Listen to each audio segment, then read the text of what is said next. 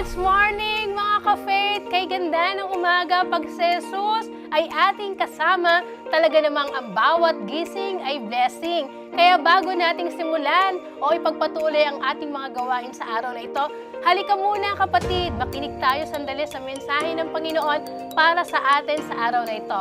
And I'm Deacon Sharon, your devotional leader for today.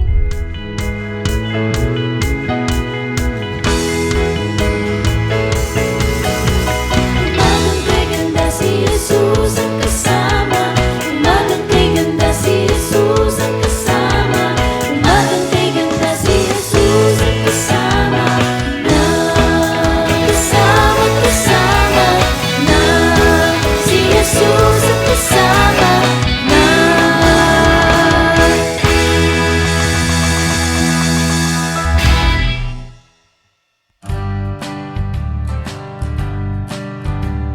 Standing on the promises of Christ my King, through eternal ages let His praises ring. Glory in the highest I will shout and sing. Standing on the promises of God, standing on the promises of God my Savior. I'm standing on the promises of God. Standing on the promises that cannot fail. When the holy storms of doubt and fear I sail, by the living word of God I shall prevail. Standing on the promises of God.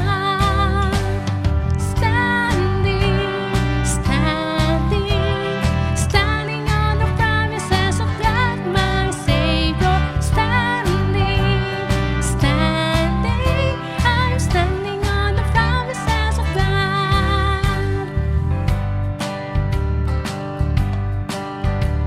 Standing on the promises I now can see. Perfect present blessing in the blood for me. Standing in the liberty where Christ makes free. Standing on the promises of God. Standing on the promises of God, my Savior. I'm standing on the promises of God.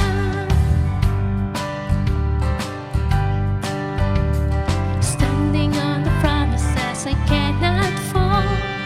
Listening every moment to the Spirit call. Resting in my Savior as my all in all. Standing on the promises of God. Standing on the promises of God, my Savior. I'm standing on the promises of God.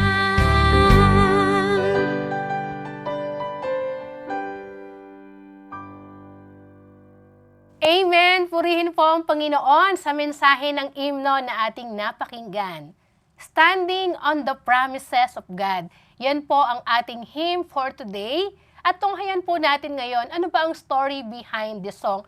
At ano bang mensahe ng Lord sa atin mula sa hymno na ito? Mula po sa Hebrew chapter 10 verse 23, ang pagbabatayan po ng ating maikling pagbubulay-bulay.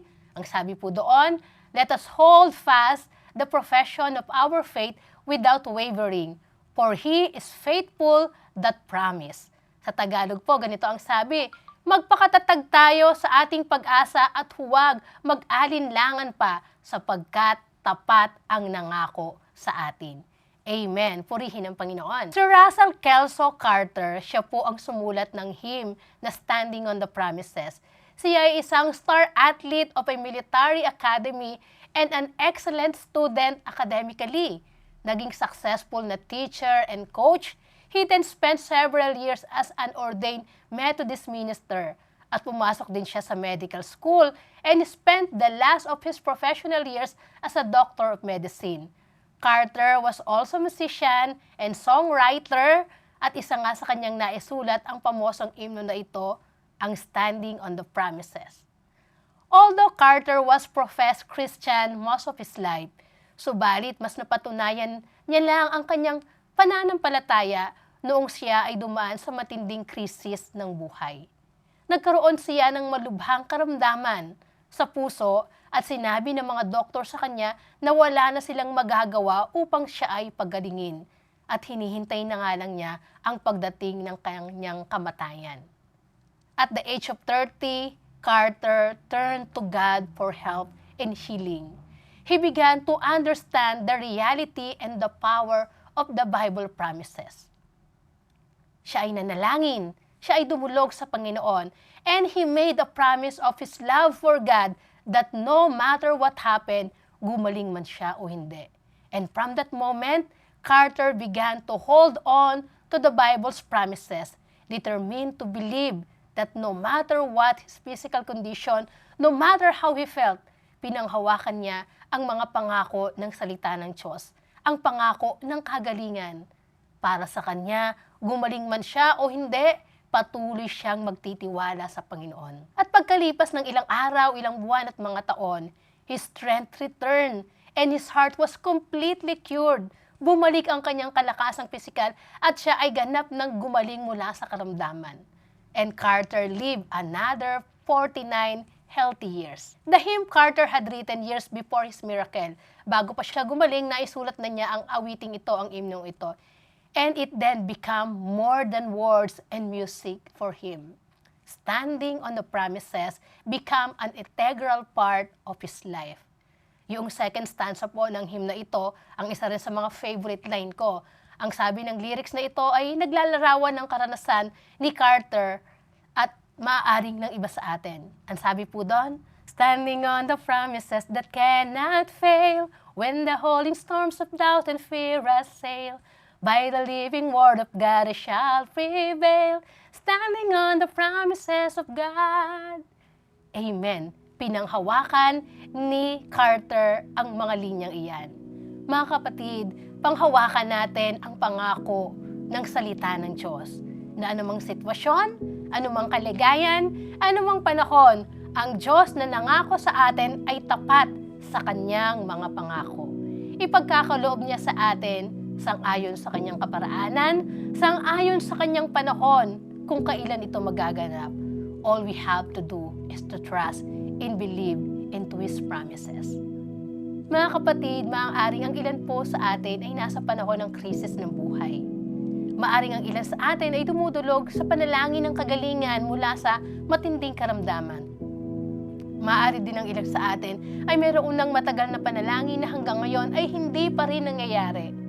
Gaya ni Carter, kapatid, ipagkatiwala mo yan sa Panginoon. No matter what happened. Mangyayari man o hindi ang iyong inaasahan, just continue to hold on to God's promises. At lagi rin po nating alalahanin na ang kaparaanan ng Diyos ay hindi kaparaanan natin. Ang Kanyang kaisipan ay hindi gaya ng kaisipan natin. God works in a mysterious way. He answers every prayer according to His will, according to His way, and according in His time. Ang kailangan lang natin gawin ay patuloy na magtiwala at umasa na that He who promised is faithful. Amen. Tayo po ay manalangin, kapatid. Hallelujah, Lord Jesus, kay buti mo, aming Panginoon na Diyos na makapangyarihan sa lahat. Ikaw ay Diyos na tapat sa iyong mga pangako. Ikaw ay Diyos na lagi po naming maaasahan. Sa kabila ng hindi naming pagiging tapat, Panginoon, patuloy ka pa rin tapat sa amin. At ang iyong mga salita, Panginoon, ay aming matibay na mapapanghawakan anumang kalagayan, anumang sitwasyon na aming kakaharapin sa aming mga buhay. Salamat po sa pangako ng iyong mga salita, Panginoon, na maaari naming panghawakan. Sa panahong kami ay mahina, sa panahong kami ay nalulubog, Panginoon, sa dami ng mga sitwasyon at mga crisis na pinagdaraanan namin sa buhay. Thank you, Father God, sapagkat alam po namin na andiyan ka. Alam po namin na sa aming pagtawag, kami po ay iyong diringgin sa aming mga panalangin, sang-ayon sa iyong kalooban. Salamat, Panginoon, sa iyong kabutihan. Dalangin ko po, Panginoon, ang patuloy niyo na pagpapala sa bawat isa na kasama kong nananalangin sa oras na ito. Sila man, Panginoon, na kapatid na dumaraan sa mga crisis ng buhay. Meron silang mga kahilingan na matagal nang idinudulog sa iyo, Panginoon. Meron silang kahilingan, Panginoon, ng kagalingan mula sa karamdaman. Panginoon, nalalaman mo po ang kanilang sitwasyon. Nalalaman mo po ang lahat sa amin. At alam mo po kung ano ang mas makabubuti para sa amin. Ang lahat ng ito, Panginoon, ay amin pong ipinagkakatiwala sa iyo at umaasa, Panginoon, na sa patuloy naming pagtatapat, hindi po kami mabibigo sapagkat ikaw ay Diyos na tapat na sa amin ay tumutugon, sa aming panalangin ay dumidinig. Maraming salamat, Panginoon. Katagpuin mo ang mga kapatid na ito na sa oras na ito, Panginoon, sila ay nananalangin sa iyo. Dinggin mo ang panalangin ng kanilang puso at tugunin sang-ayon sa iyong kalooban. Maraming salamat, aming Panginoon. Pagpalain mo po kami sa araw na ito. Ang lahat ng aming gagawin ay itinataas po namin sa iyo. Sila na papasok sa school, sa work, Panginoon. Ano man ang agenda namin sa araw na ito, pagtagumpayin mo po kami. Samahan mo po kami, Panginoon. Patuloy na ikaw ang mahayag at makita sa aming mga buhay. Maraming salamat, O Diyos. Sa iyo po ang papuri at pasasalamat sa dakilang pangalan ni Jesus. Amen. Amen and amen. Maraming salamat pong muli sa inyong pakikinig at pagsama sa ating morning devotion. Nawa po ay patuloy kayong mapagpala ng salita ng Diyos na ating napakinggan sa araw na ito. Muli kapatid, kung kayo po ay napagpala at nais niyong mag-share ng blessing ng Panginoon sa ating church, nariyan po sa ating baba ang ating bank account and GCash account na kung saan maaari niyo pong i-deposito ang inyong mga kaloob. And please don't forget to like and share this video para marami pang mga kapatid, kapamilya, kapuso ang makarinig ng mabuting balita ng Panginoon. And again, thank you so much everyone for joining and worshiping with us today. See you again next Tuesday and every day. Bye!